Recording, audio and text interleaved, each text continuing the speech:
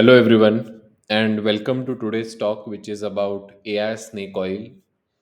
I have organized this talk such that it is meant for people uh, spanning different levels of understanding with respect to artificial intelligence, right from people who are in the beginner stages to people who know a little bit about AI to people who have studied AI for a long duration of time, and also covering people who are interested to know more about artificial intelligence or who keep on hearing AI all the time from the newspapers, from articles, from media, etc.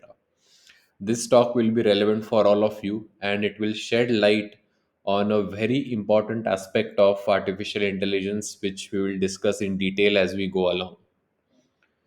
Uh, to introduce myself, I am one of the co-founders of Visuara, and me, Raj, and Sridat, all of us founded Visuara almost 3 years back now. After we completed our PhDs, we came back to India with the mission of making artificial intelligence accessible for all. And if you are accessing this lecture or this talk on our YouTube platform, you might be aware of the diverse range of courses that we are teaching in the field of in the field of artificial intelligence.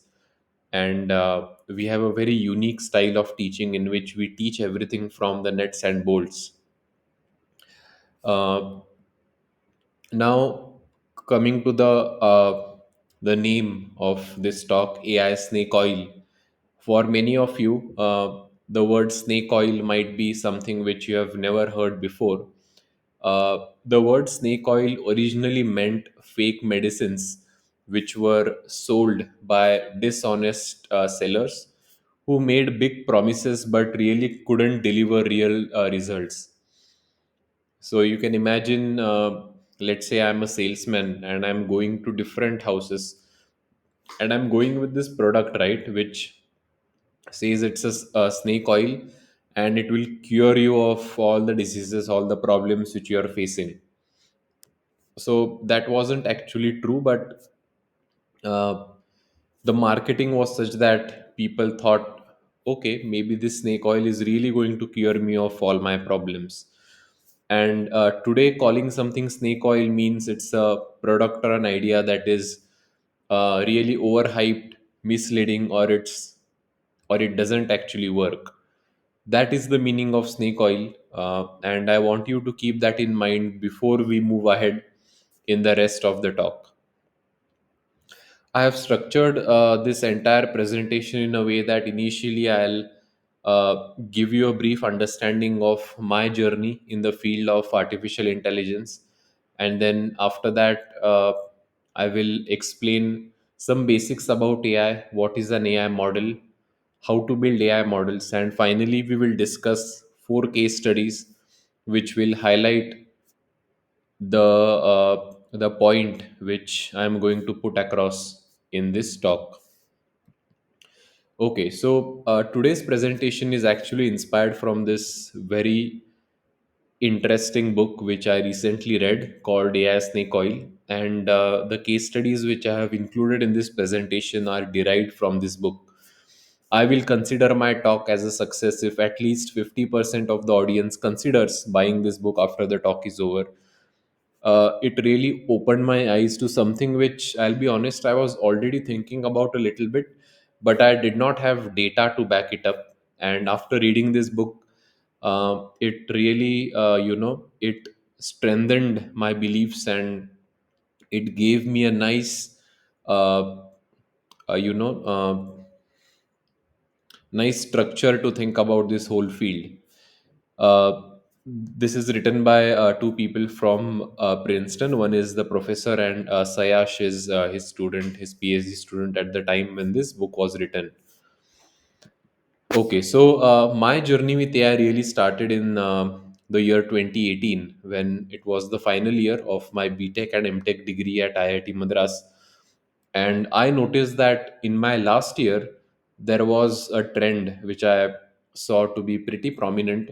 A lot of my wingmates, a lot of my friends, my acquaintances were shifting from core field to machine learning. And I asked one of them, what is this ML? I have not heard about this before. And this person said that, okay, you have these input output pairs of data, and the ML models tells you the relation between the input output pairs. So I asked the student, isn't that just curve fitting? What is so new about all of this? That was the initial starting point where that was my first reaction to someone explaining me about machine learning. And then from that point on, I started doing my PhD, which was in a very different field, which was in the field of fluid mechanics. And for me, the eye-opening moment really happened 2 years into my PhD when I was delivering a talk at the APS conference in the US, where I had very interesting results to show. I had even published a very reputed paper in that field recently. But there were very few people in my room who were listening to my talk. There were so many people who were rushing outside this room. And after my talk was over, I asked someone what is happening in that room. And they said that for the first time, physics was being combined with AI. And then that was it. That was the time I decided that, okay, fine. So I am going to learn everything about AI ML, and I'm going to understand what is so special about this field. And then of course, after I came back from PhD, we have been working relentlessly in this field of artificial intelligence with the mission of making AI accessible for all. And we partner with schools, colleges, we work with industries, we mentor students on AI projects, research papers, and we have created some of the best AI courses in the world. So we are creating this kind of a vibrant AI ecosystem within India, which will create this hugely talented workforce in the coming years, and hopefully a lot of interesting innovations will span out of this country. So why is AI becoming so popular right now? It all started when ChatGPT was released by the end of December, and it was the first time we had a chatbot which could actually talk like humans. After this, the progress has been tremendous. We moved from simple LLMs to more complex LLMs. Then we had reasoning LLMs. Now we have agents. People are also now actively talking about AGI. So the progress in this field has literally been relentless. These are some of the applications in the field of generative AI, which have become somewhat popular. This is just some placeholder applications, but the idea is to tell you the rise and the domination of the field of generative AI in the coming years. Now let us look at some real life use cases, for each category. And the main questions that we are trying to answer during this talk are mainly threefold. Question number one is that, is so much hype around artificial intelligence actually true? Does AI systems deliver on the promises that they make, and does AI actually work? This is something which rarely people ask. You see a lot of companies coming out with these tools, for example, AI in recruiting, AI in cancer treatment, AI in crime prevention. But have you actually stopped and asked the question that, hey, this is fine, can you give me a data whether it actually works or not? Somehow, for some strange reason, people have stopped focusing on this question, and we are just accepting whatever information is thrown at us. I think it's time that we take a step back and we ask a very genuine question, that what does the data actually say? uh, you know Companies are providing AI products. There are companies who want to accept these products and use it for their tasks, but what happens later? Is the usage happening on a regular basis? Is it providing that much value? Does it really make sense? There isn't a lot of talk about this, even though the data exists, but the talk is very less. And my intention after this talk is to increase those type of discussions which people have with each other, where they probe that, okay, fine, you have given this AI model, let's try to understand whether it actually works or not. And after this talk, we'll understand the following. First, you should understand scenarios in which AI has not worked well in the past. You should understand all the reasons why artificial intelligence can fail. You should not consider AI as a magic wand which can solve all your problems. And you should have a very deep understanding of hype versus reality. And then there are takeaways for researchers, policymakers, companies, and educators, which you can some actionable guidelines which you can implement in your field of work after you listen to this talk. Okay, so as I said, I want to keep this talk very basic and starting from the fundamentals. I don't want to assume anything. So before we discuss about AI, I want to make sure all of us mean the same thing. And I'll give this analogy which is inspired from this book. Imagine that we use the word vehicles for everything, for trucks, for rockets, for cars, etc. And then we don't have individual terminologies for all of this. We use vehicles. Now what will happen because of this? Let's say there is a news that uh, we have achieved supersonic speed with vehicles, and in that case the vehicle is rockets. So if I am a person and I'm owning a car, when I hear this news I'll be thinking, okay, vehicles have achieved supersonic speed, so that means my car should also achieve that speed. So I'll call my dealer up and I'll say that, hey, why is my car not able to achieve supersonic speed? And that person will be completely confused because the vehicle which I am talking about and the vehicle which is portrayed in the news media is completely different. So we are using the same word for meaning for talking about two completely different things. And that is exactly what is happening in artificial intelligence right now. People are casually using the word AI to mean something which probably they don't even mean. And we need to make sure that when we are discussing AI, all of us are thinking and we mean the same thing. Okay, so let's start. A very informal definition of AI would be something which is not naturally intelligent, is artificially intelligent. Very simple. Natural intelligence is intelligence which is created by nature. We have evolved through billions of years, and we have this amazing organ which sits near our head, which is called as the brain. And then artificial intelligence is nothing but it tries to mimic the human brain. It is the intelligence which is created by humans inside machines. So essentially we are trying to replace millions of years of evolution through probably 100 years of research in the field of AI. Probably it started around 1940, 50, right? So it's been maybe 7 8 decades, and billions of years are on one hand, and on one hand we have 7 8 decades where we are trying to create uh, a digital version of the human brain. So it's a very interesting process because you imagine the orders of magnitude by which the timeline appears to be compressed. Okay, a much more formal definition would be AI is a field of study in which machines which are capable of taking decisions and doing complex tasks in challenging environments. Now, uh, I'll give an example briefly in a moment, and when I show this example to a lot of educators, I get wrong answer, which is often surprising because this is a pretty basic example. Let's say all of us have washing machines in our houses, and the question we are trying to ask is the washing machine which is there in our house an example of AI or not?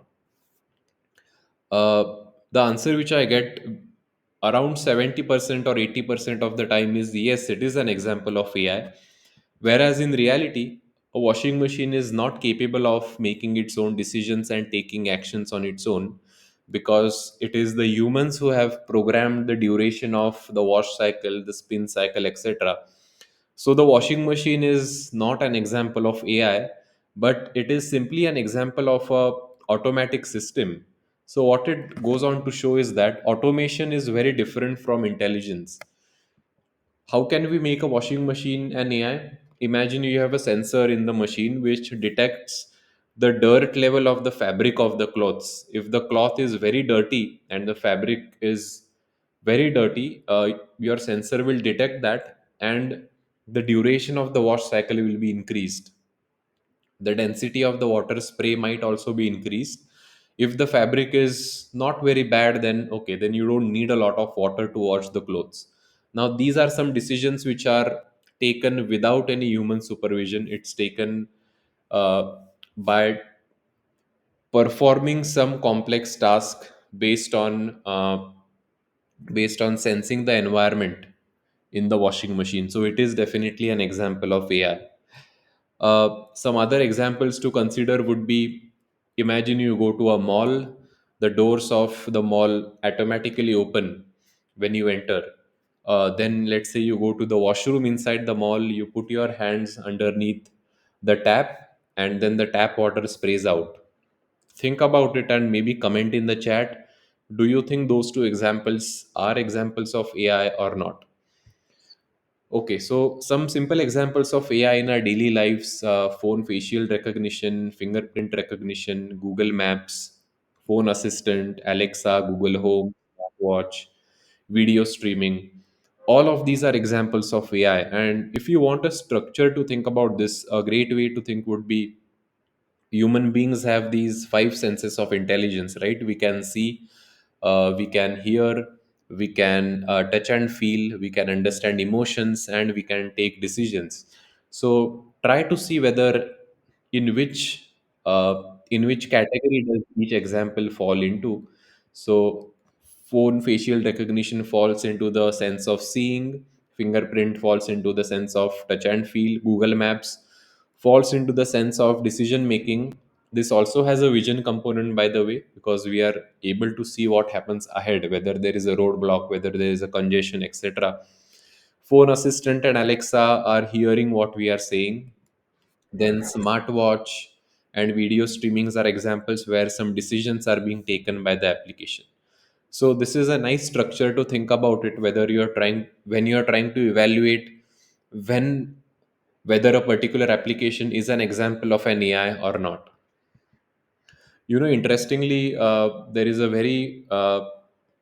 uh, very hot debate in Indian schools about the difference between AI and robotics, and it takes us a lot of time to create this sort of awareness in the schools that AI is separate and robotics is separate. Don't try to confuse or match one with the other. Okay, so we have seen a lot of these examples, and we have seen some applications of AI in our daily lives. And after this point, I want to make sure that all of us are on the same page when we are talking about artificial intelligence. And we are not thinking about, let's say, in the vehicles examples which I gave before, we are not thinking about rockets and cars. Okay, so now let's try to understand what is an AI model. First of all, what is the word model? You might hear me say model, model, model so many times during the remainder of this talk. So, model is like an approximation of the real world. We see models all around us. If you look at this temperature prediction app, or the weather forecast app which is there on Google, that is also an example of a model, because we cannot really predict the exact temperature accurately.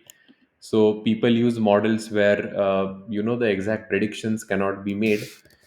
So we are going to now look at an example where we will be training our first AI model.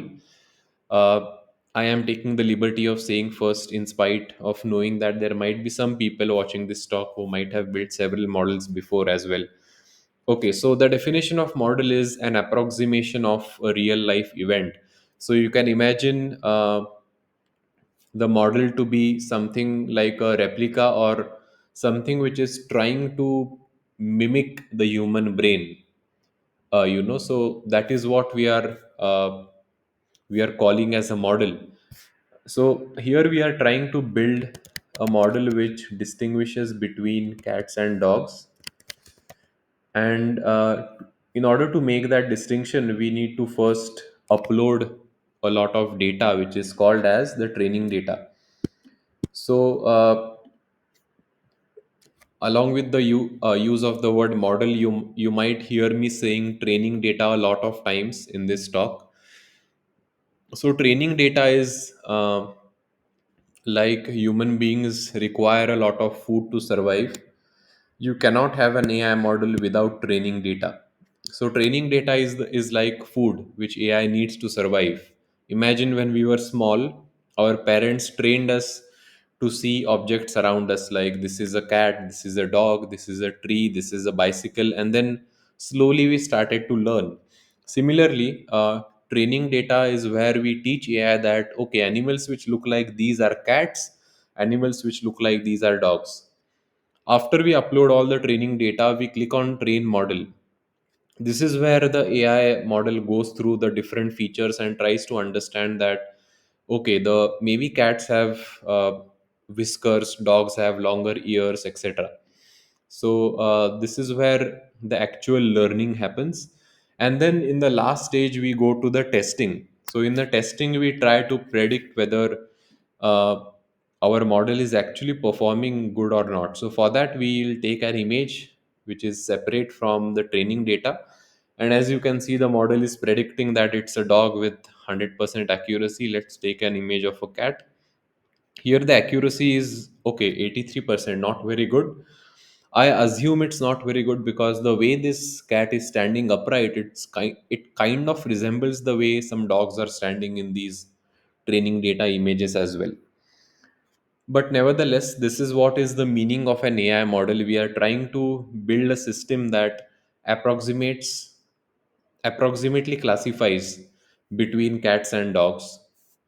And we can say that we have built our first AI model, which is a cat and dog classifier.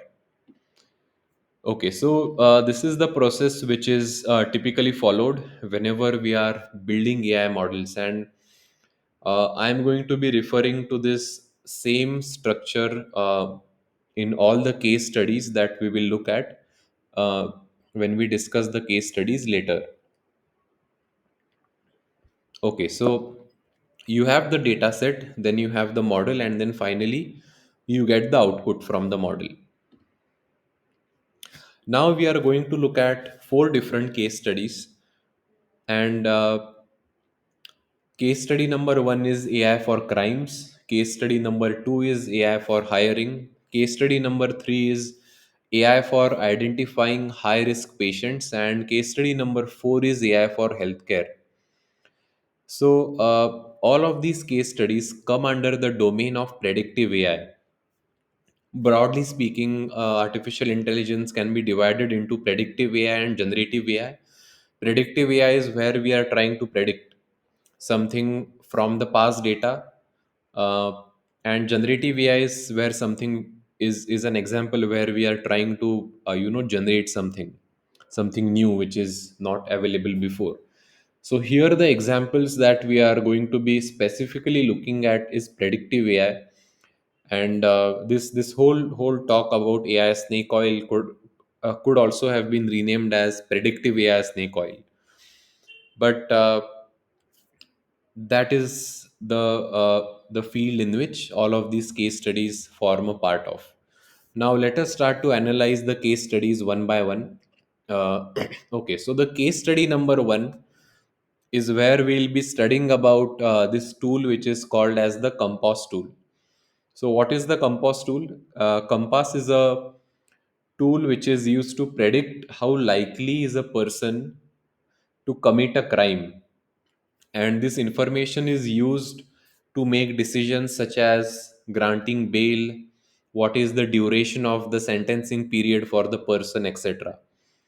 So what are we trying to predict here? Let's say that a person is accused of a crime, and the hearing of this person is scheduled 1 month later. So let's say the person is accused of a crime in January and the hearing is scheduled in February. So the question that we are trying to ask is that should this person be given a bail until the hearing starts? So in the span of 1 month, should this person be kept in a custody, or this person should be released maybe with a anklet monitor or something like that? and this decision will depend upon is this person commit how likely is this person to be committing a crime if they are released. So essentially, we are trying to predict whether the person should be given a bail or not, depending on how likely they are to commit a crime if they are released. Okay, so this is what we are trying to predict using the Compass tool. And the data set which the Compass tool uses is the record of all the people who have been arrested before. This is a sample image which I have shown here. The data is collected from all the logs of the concerned police department. This data set uh, is specific to the US. And imagine that we approach all the police departments and we ask the concerned people that, hey, can you give me the records of all the people who have been arrested before? And we collate a huge amount of data set. Um, that becomes our data set, which then we feed to the predictive AI model, and then the output that we get is whether the person who is accused of a crime, whether the person should be granted bail or the person should not be granted bail. Okay, now all of you pause over here before you move ahead and think about this. Do you think this tool will be helpful or this tool will not be helpful? I will, of course, be revealing the answer immediately, but if you are seeing this video, please pause uh, at this step and uh, try to probe yourself. Try to think what will the model try to predict, whether it will be helpful or not. Okay, so let us try to answer this question now. Now, the interesting thing is that if we look at the data set again, what we see is that the data set used by the model is the record of all the people who have been arrested before. Uh, it is not the record of all the people who have committed a crime before. Let's try to understand this with the help of a Venn diagram. On the left, you have all the people who have committed a crime, and on the right, we have all the people who are arrested. Now, our data set has all the entries of these people in this right hand side circle. Okay, so now let me ask you a question. Let me just take this marker and draw over here. What do you think about the people over here in this part?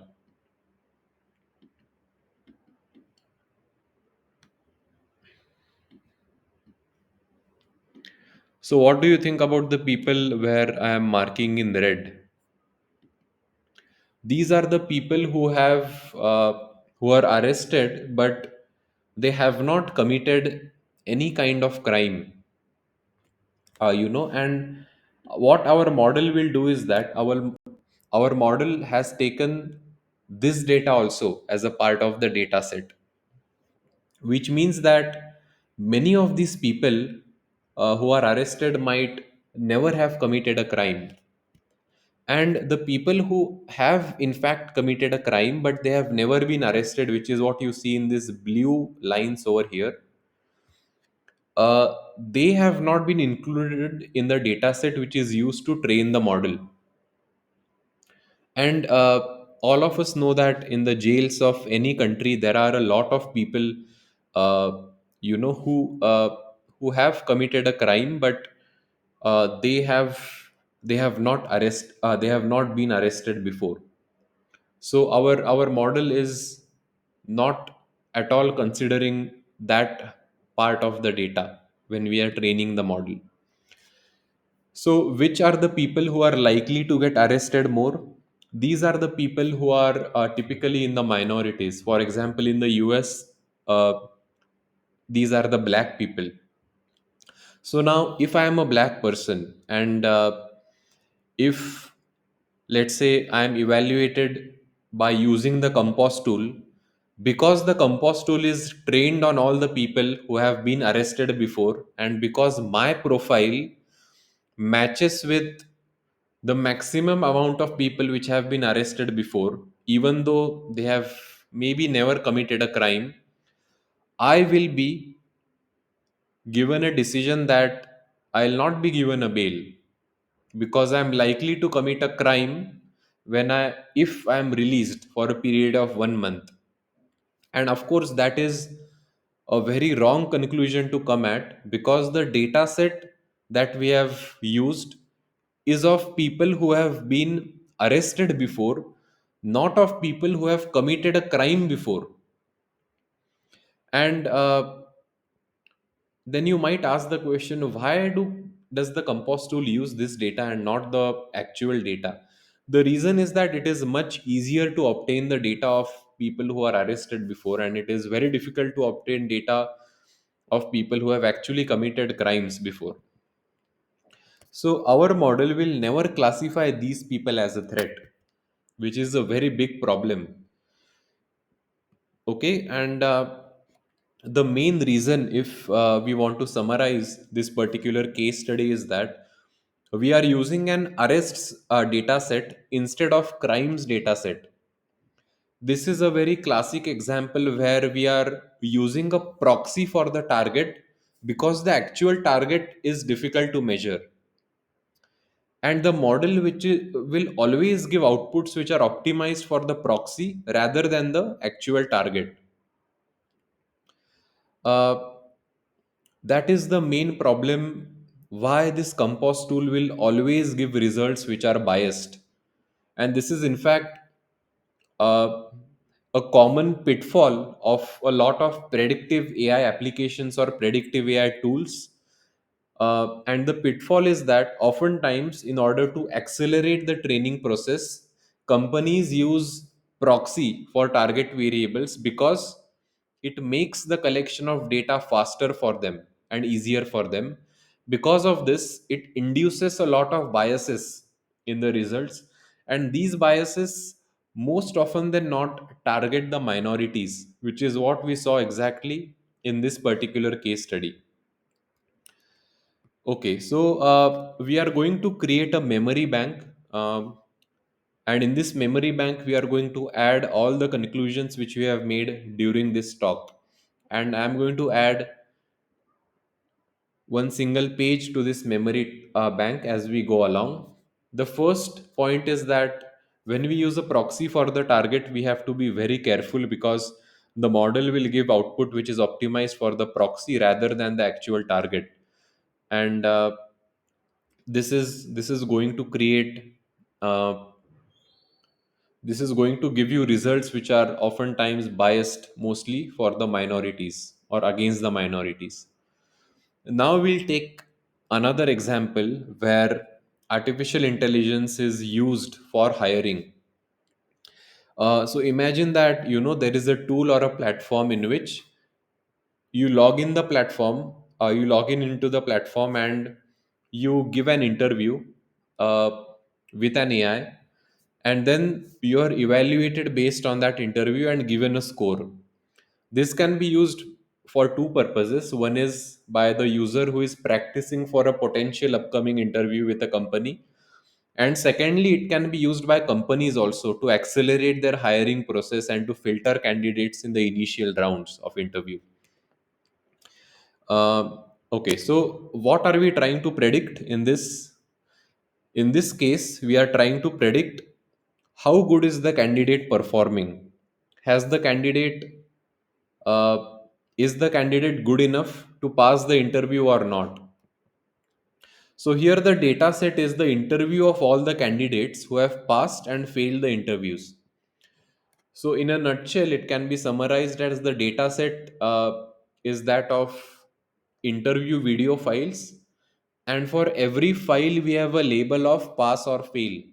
So, this is a classic example of supervised learning where we have labels which are associated with the data. If you remember the example of cats and dogs, which we saw over here, there also we have used labels, but there in that case the labels were of cats and dogs. So that is also an example of supervised learning problem.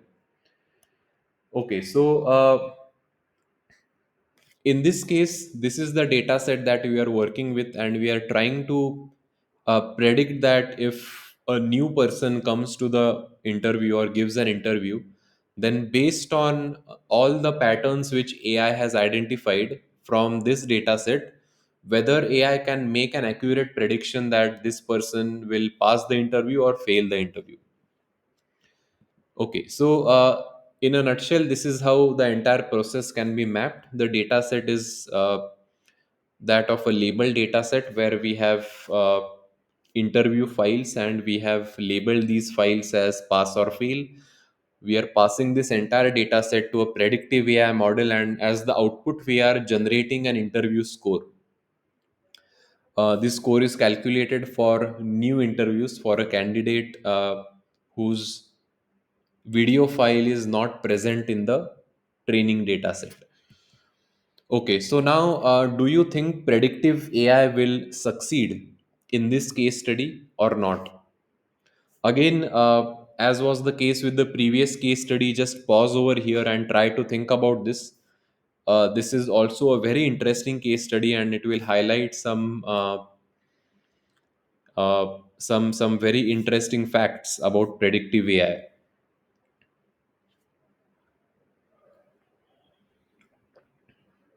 Okay, so I'm showing three pictures over here. The first picture is the picture of books which you see on the shelves.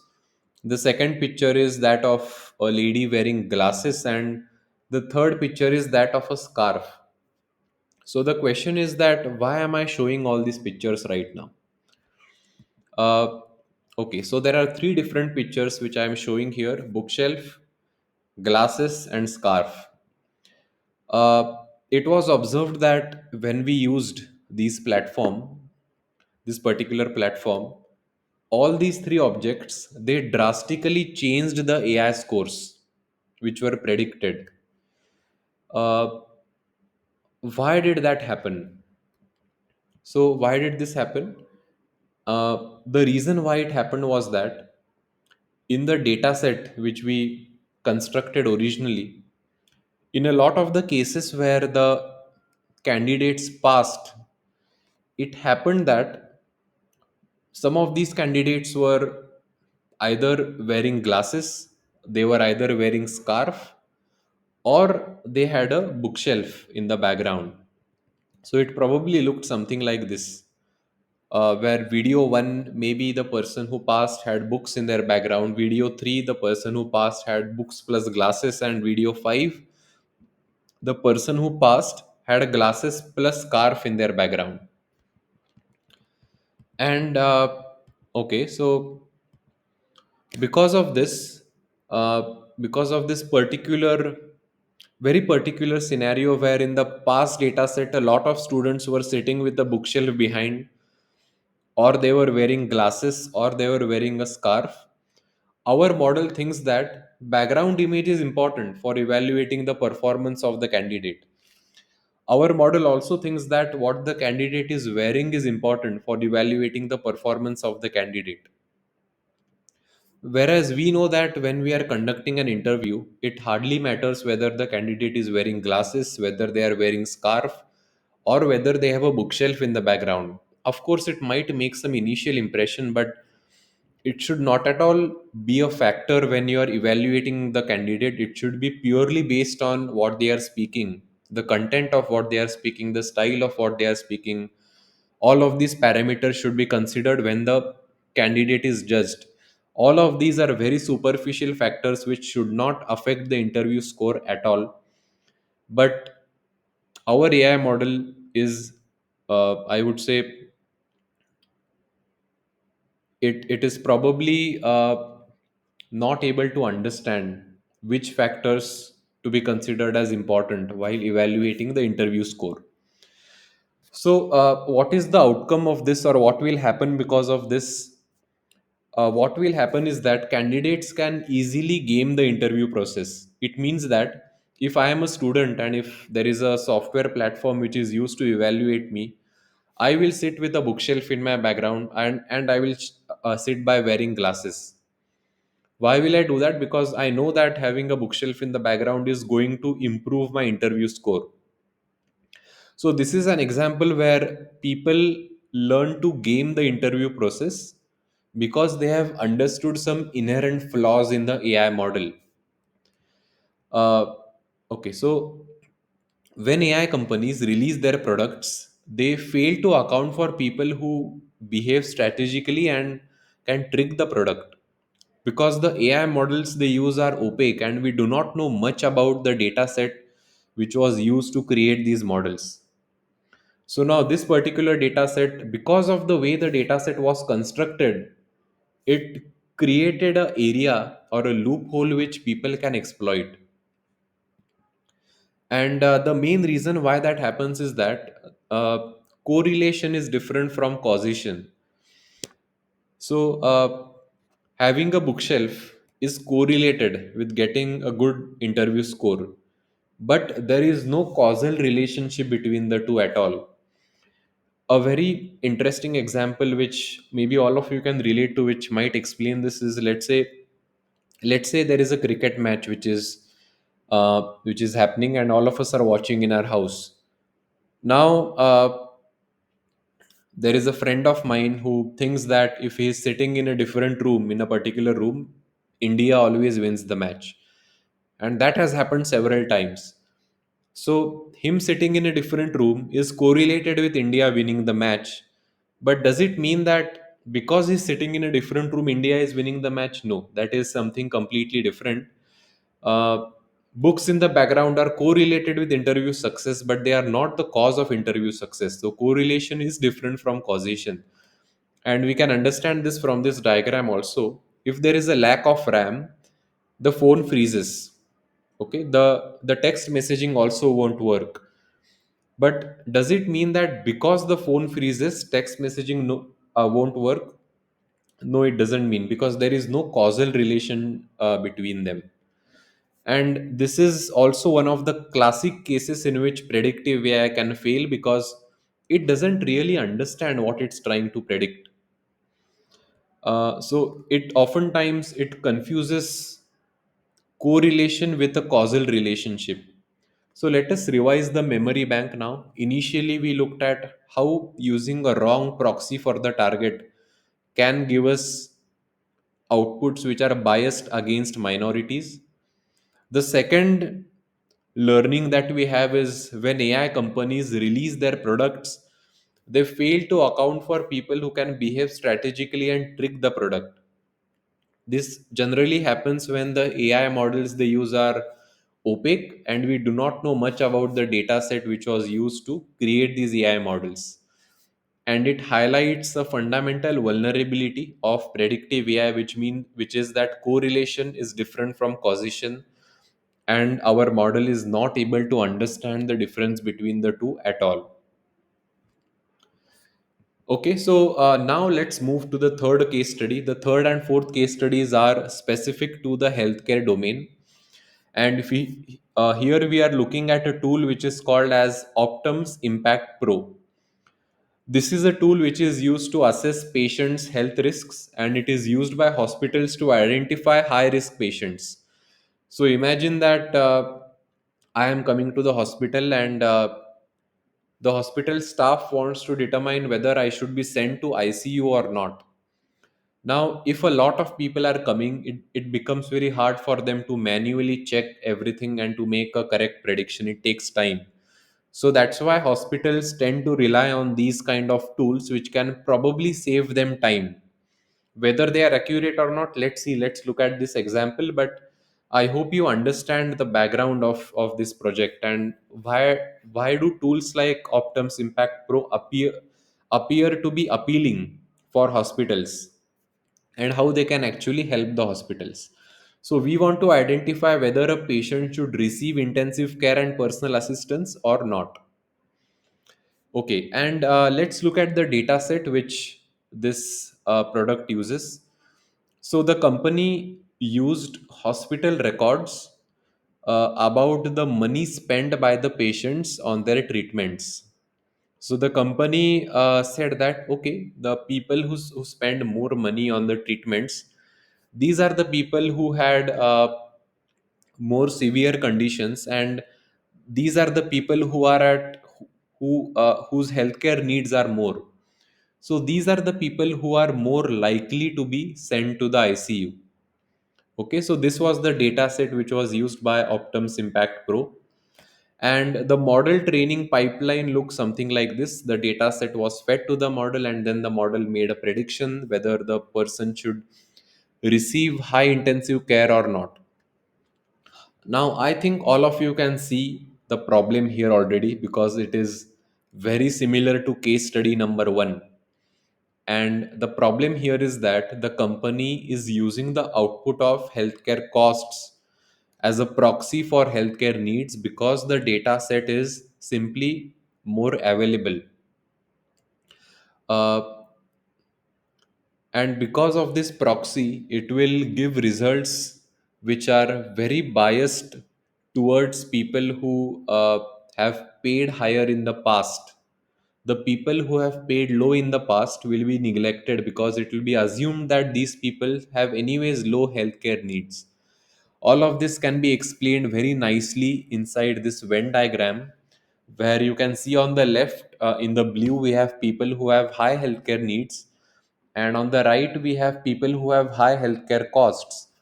Now, we are using the data set, which is the right circle in the Venn diagram, and this part over here, which is shaded in blue towards the left, these are the people who have high healthcare needs, but they do not have high healthcare costs.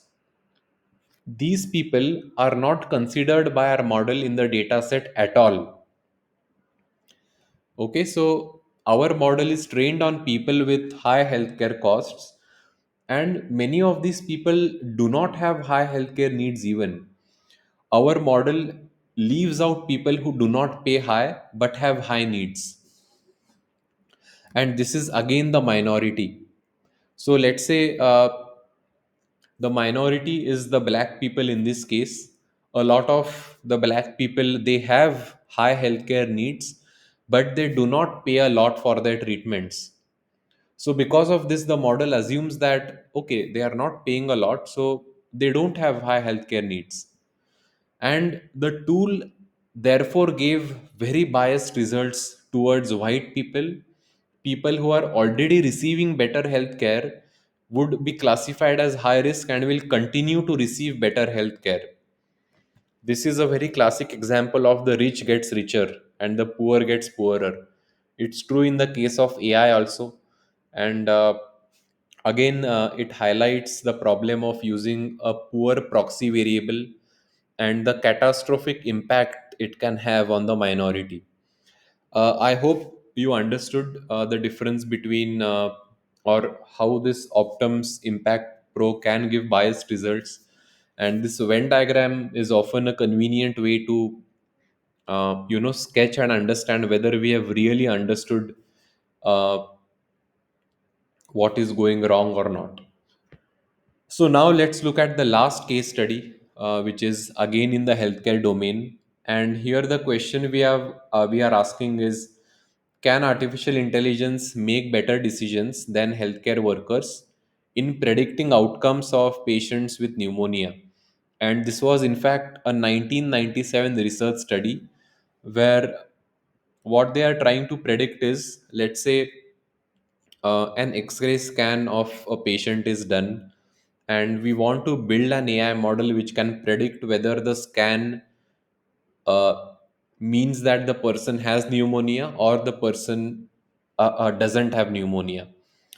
This is a very common type of classification problem. Some of you might have heard of problems like brain tumor classification, etc. This problem falls in the same category. And here the data set that we are using is, we are using a lot of X-ray scans which have been labeled as positive or negative by experts. And we are using this as the data set to train our model. Again, this is an example of supervised learning. And the process remains very similar. We have a data set, we train the model, and then we predict the outcome. Now what happened was that the model gave a very interesting outcome. The model said that if you have asthma, you have a lower risk of pneumonia compared to if you don't have asthma. So if this model was implemented in the hospital, they would actually send asthmatic patients home compared to non-asthmatic patients. Now, this looks very counterintuitive, right? I mean, I would assume that people who have asthma should, in fact, be evaluated more intensely compared to people who don't have asthma. And that's actually true. So, why is the model giving this kind of an outcome? It doesn't really make sense.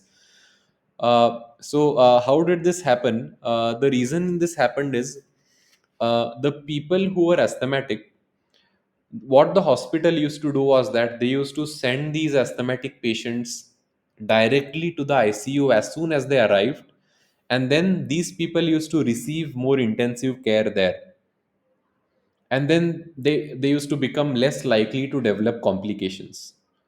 So when the X-ray scans of these patients were taken, they had already received one round of treatment before they were added to the data set. So we get the X-ray scan and it says that asthma, but actually it's the X-ray scan of a person who has been given a round of treatment once. But the AI model had absolutely no idea about that. So the AI model naturally thought that, okay, this person has asthma, and and it looks like this X-ray is okay. So, and it looks like this has happened with all the asthmatic patients. So maybe it means that having an asthma is good for you. It means that you have no chances of pneumonia. So the model's prediction were actually correct, but only under the hospital's existing system. And the hospital was actually planning to remove this system and only replace it with the model. And imagine the kind of disastrous consequences that would have had. It would have completely neglected asthmatic patients and directly sent them home. Thankfully, the model was not deployed in the hospital. Okay, so now to the memory bank, let's add one more thing. And the main thing here that we are discussing is accountability. Predictive AI does not account for the impact of its own decisions. For example, if you ask the model the question that why did you send these asthmatic patients home, it will tell you that okay, this is what I saw from the data, but it will not actually tell you the reason. So it will not take ownership of its own decisions. So the three main takeaways which we added in our memory bank is, firstly, if you use a proxy which does not mimic the target variable well, then it will induce bias in your outcomes towards minorities, because you are not tracking the actual target variable, but you are tracking a proxy target variable. We saw this when we used the arrest dataset instead of the crime dataset, and then we saw this when we used the healthcare costs as a proxy for the actual healthcare needs of the patients. Then second thing we saw is that there are some companies who keep their AI models opaque, and there is a pitfall of predictive AI that it doesn't understand the difference between correlation and causation. We are always interested in causation because correlation can give us wrong predictions, as we saw in the case where if I'm keeping a bookshelf in the background, it is correlated with higher interview score, but it is not actually considered by humans at all when we are judging the candidate. And the last example is that of an AI wrongly sending asthmatic patients home because there was some specific thing in the hospital existing system which the AI was not aware of. So the AI cannot take ownership of its actions. Now, can you think about these questions? Is so much hype about predictive AI actually true? Does predictive AI systems deliver on the promises, and does predictive AI actually work? In all of these four case studies, we saw different reasons why predictive AI does not work. The three reasons are proxy target variable, correlation is not equal to causation, and no accountability for the decisions which AI takes. So let us discuss some key takeaways from this session.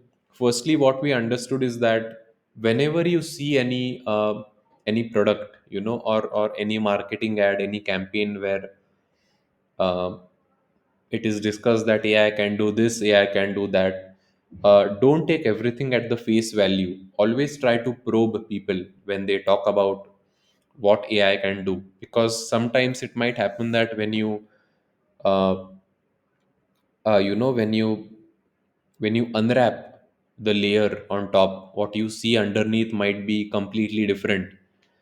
Uh, yeah. So when you are doing research, be aware that be very careful when using proxy target variables. Be aware that output might be driven by correlation, not causation, and do not glorify your reports. If you are a company decision maker, do not use tools which use opaque AI models. Use AI only in cases where it's actually beneficial. Don't just follow the herd, because mostly the herd is just going randomly. They don't have any clue why they are using AI. Be aware of the possible errors which AI can make. And for educators, make sure that AI is not like a magic potion which cures with all the cures. Make sure you help the students understand this, and we want the students to be AI builders. We don't just want them to be AI consumers. We don't just want them to use all tools like chat GPT, but we want them to build AI systems on their own. Okay, so this brings me to the end of my talk. I hope all of you got a sense of the pitfalls of predictive AI and why this talk was titled as AI snake oil. Uh, and hopefully, this will help you bring a structure to your thinking process around predictive AI, have an understanding of where it works and where it can potentially fail. Thank you very much, everyone.